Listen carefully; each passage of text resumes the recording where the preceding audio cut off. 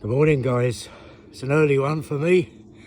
I thought I'd get out a bit early and do an outside video for a while before heading back.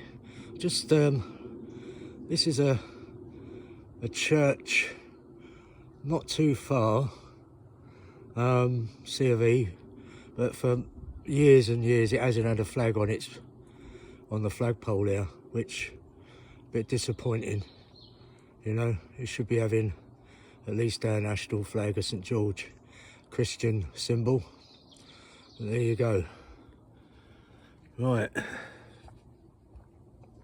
this really is a nice place here. It's so peaceful, tranquil, especially this time of the morning, which has just gone 7.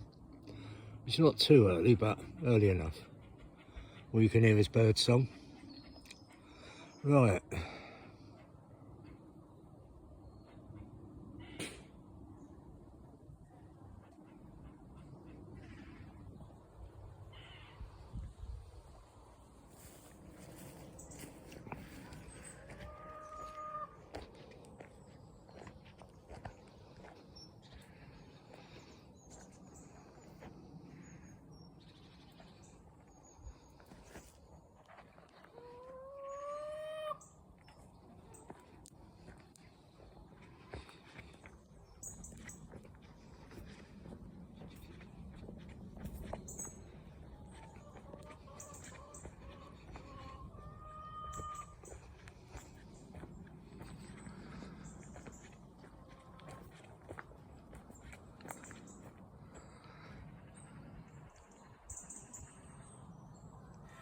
Right, I'm back from the walk. Got the blood flowing a bit.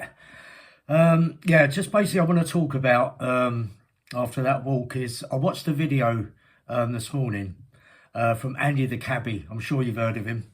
And he was talking about a council election that was won in Wales by Reform. This was an area just outside Cardiff, a place called Trowbridge.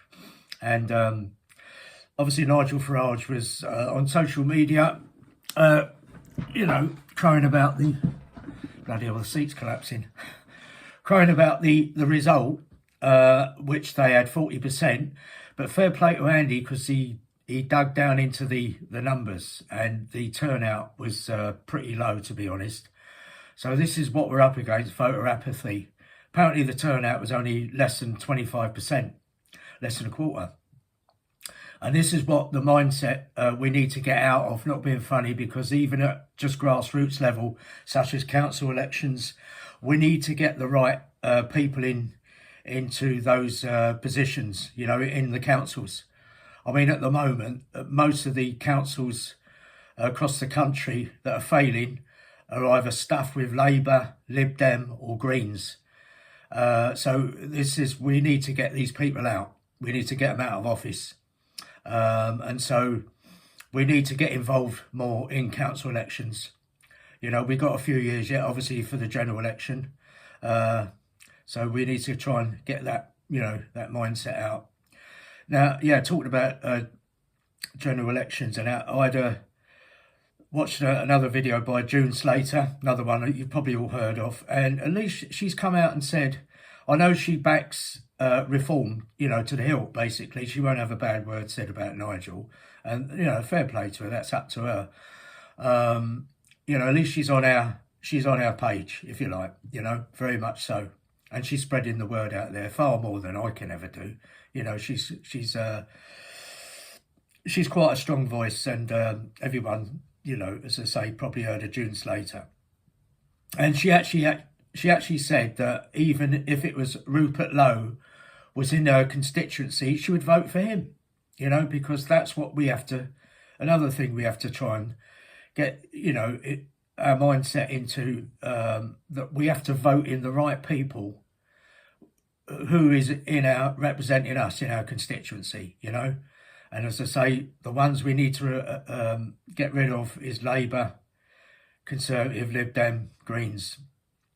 We need to get the right people in. So that's that one.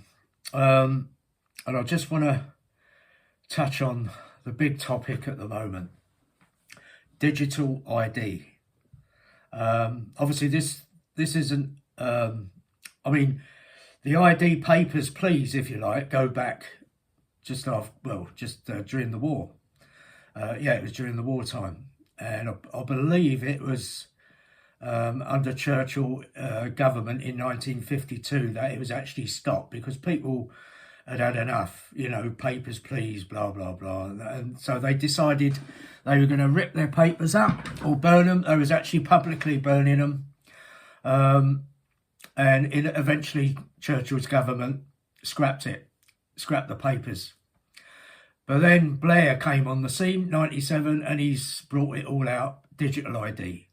And this is a real slippery slope, you know, of all authoritarianism. They'll be able to control every aspect of our life, basically, you know. And it's going to be open to abuse, as we saw huge data breaches that came out a few years back, or about a decade or so, with some of the serving armed forces that are over in Afghanistan. All their data was breached. Apparently GCHQ were detecting at least one data breach a day. That's what they're picking up. So there's all that to be taken into consideration, besides all the government overreach. You know, everything will be linked in, you know. So every transaction, if you like, that we make will be tracked from the day of purchase. And where's this going to end? So we cannot have this, you know, in our lives, digital ID. I've signed something from Big Brother Watch. I believe the petition is launched by 38 Degrees, so you can go into that. But I believe Rupert Lowe has launched a petition, governmental petition against digital ID. So there's another form as well you could sign.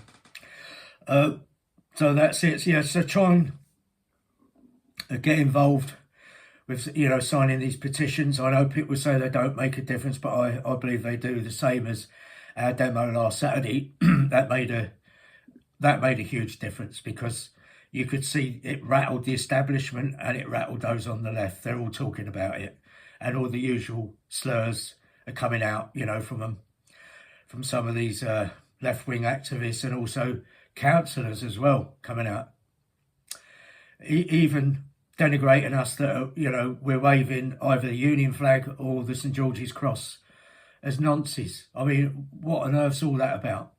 This is one of the councillors from Hartsmere Council, I believe, of Borehamwood in Hertfordshire. So they're just losing the plot, a lot of them.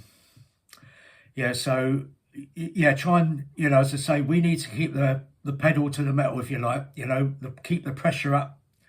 Even emailing your MP, if he's, you know, as I say, Labour MP or Lib Dem, Green, just keep the pressure up. And that's it, guys. Right, it's a Sunday, the sun's out. I've got to get in the garage and start some prepping work for my MOT on the motorcycle at 10 o'clock tomorrow. So fingers crossed.